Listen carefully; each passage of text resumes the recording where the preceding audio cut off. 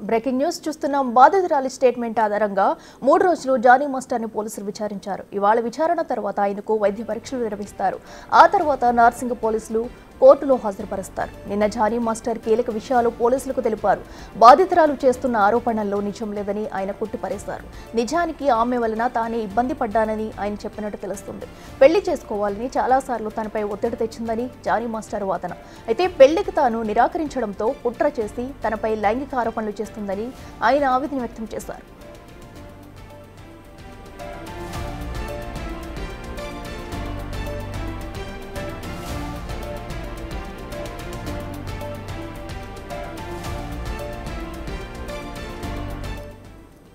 ఇదే అంశానికి సంబంధించి మరింత సమాచారం మా ప్రతినిధి సురేష్ లైవ్ లో అందిస్తారు. సురేష్, చెప్పండి, మరి ఈ రోజుతో కూడా జానీ మాస్టర్ కస్టడీ అయితే పూర్తవుతుంది. అయితే ఇప్పటి వరకు ఆయన నుంచి ఎలాంటి విషయాలు బయటకు వచ్చాయి, అండ్ అలాగే ఈ రోజు తర్వాత మళ్ళీ ఆయన్ని కస్టడీ కోరే అవకాశం ఉందంటారు?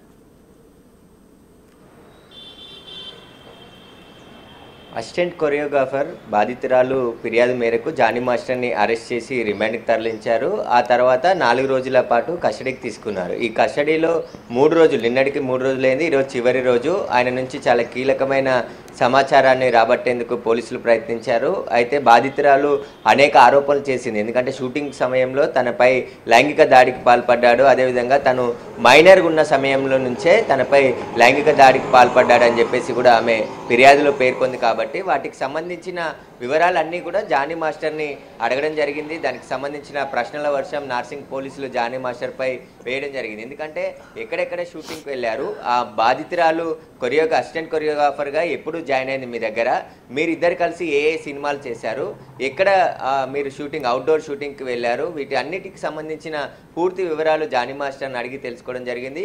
అయితే బాధితురాలు కొన్ని లొకేషన్స్, వాటికి సంబంధించిన ఆధారాలు కూడా పోలీసులకి సబ్మిట్ చేసింది. కాబట్టి ఆ సమయంలో జానీ మాస్టర్ ఎక్కడున్నాడు, ఆ రోజు అక్కడికే వెళ్ళాడా, ఎంతమంది వెళ్ళారు, ఎవరితో వెళ్ళారు, అవుట్డోరింగ్ షూటింగ్లో ఎక్కడెక్కడ అకామిడేషన్లో ఉన్నారు వీరిద్దరు కలిసి అనే దానిపై పూర్తి వివరాలు అడిగే ప్రయత్నం చేశారు. కానీ జానీ మాస్టర్ తన టాలెంట్ను గుర్తించి అసిస్టెంట్ కొరియోగ్రాఫర్గా నేను అవకాశం ఇచ్చాను, కానీ నాపై తప్పుడు ఆరోపణలు చేస్తుంది, నేను అసలు అమ్మాయిపై అత్యాచారం చేయలేదు అని చెప్పేసి పోలీసులకి స్టేట్మెంట్ ఇస్తున్నాడు. కానీ బాధితురాలు ఖచ్చితంగా చెప్తుంది తనపై లైంగిక దాడికి పాల్పడ్డాడు, ఒకవేళ బయటకి ఈ విషయం చెప్తే బెదిరింపులకు గురి చేసి అదేవిధంగా సినిమా అవకాశాలు రాకుండా చేస్తానని చెప్పేసి కూడా బెదిరించాడని చెప్పేసి కూడా బాధితురాలు చెప్పింది. ఈ రోజు కస్టడీ ముగిసిన తర్వాత ఉప్పర్పల్లి కోర్టులో జానీ మాస్టర్ని హాజరుపరిచి ఆ తర్వాత రిమాండ్కి తరలించనున్నారు.